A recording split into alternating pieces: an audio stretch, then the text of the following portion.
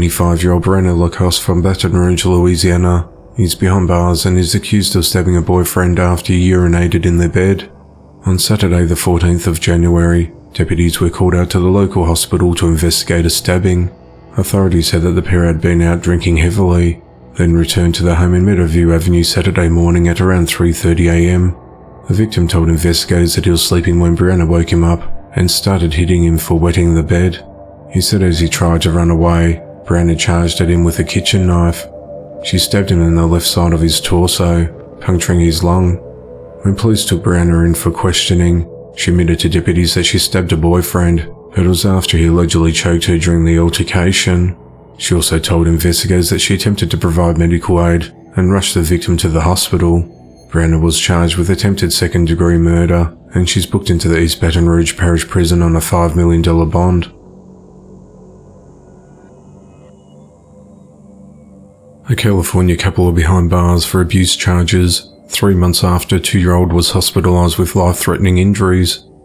On Sunday the 9th of October 2022, at around 2 a.m, a 2-year-old child was brought to a local hospital with life-threatening injuries by the child's mother and her boyfriend.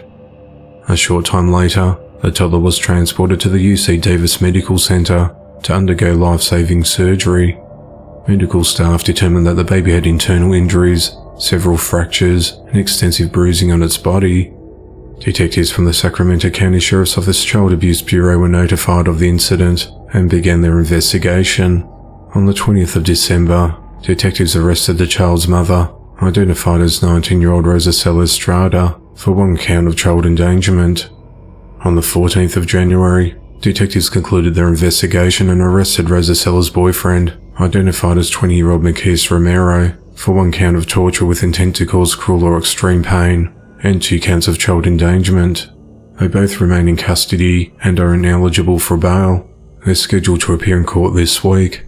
The 2-year-old victim has since been released from hospital and is recovering.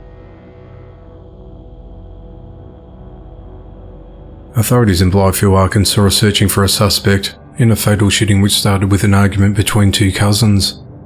26-year-old Malik Doherty is wanted for murder in connection to the death of 25-year-old DeAndre Whitfield. The incident occurred on the afternoon of the 17th of January in front of a closed mini-mart business located at the intersection of Central Street and South 8th Street, where DeAndre was shot several times. While police have not disclosed the motive, DeAndre's mother said that the cousins had been involved in a disagreement. She said shortly after the shooting, Miller came to her to tell him he made up with his cousin and that he didn't do it in regard to the shooting. According to the mother, Malik said on Facebook he'll turn himself in to police, which hasn't happened. Authorities are asking for anyone with information on Malik's whereabouts or about the shooting to contact Crime Stoppers. 31-year-old Brian Medical is behind bars for allegedly bludgeoning his co-worker to death with a sledgehammer at their workplace in Fort Lauderdale, Florida on Wednesday morning. At around 6:45 a.m. on the 18th of January, authorities responded to marine and energy manufacturing company Wärtsilä, located in the 2900 block of Southwest 42nd Avenue, after receiving a call about a suspicious incident there. When officers arrived, they found a man in the fuel room of the facility laying face down in a pool of blood, with a sledgehammer located nearby. He was pronounced dead at the scene.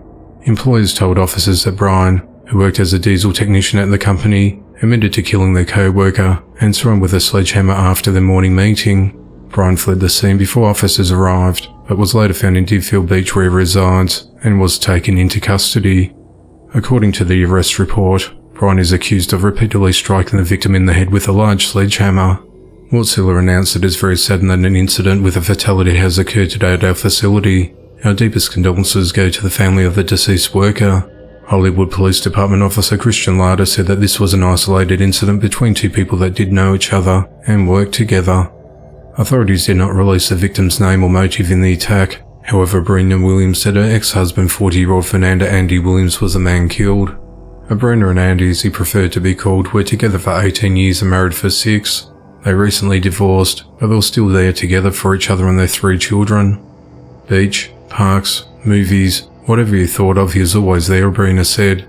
She said if you saw Andy, you saw his smile, someone who was caring and always willing to help. Everybody loves Andy. Everybody knew they could call him if they needed anything, she said. I want answers. Why? What happened? What did you do so wrong that you had to take her life? She said that she doesn't hate the man who killed her children's father, but she's angry. It's hard not to be angry at someone who does that. It's hard to just say I forgive you because I don't, she said. I want to know why, and right now I'm not in that place to do that. You took a father, brother, husband, son. You took all that away, she said. Brian has prior convictions related to selling and possessing drugs, including cocaine and meth. Court documents said that Brian demonstrated a depraved mind without regard for human life.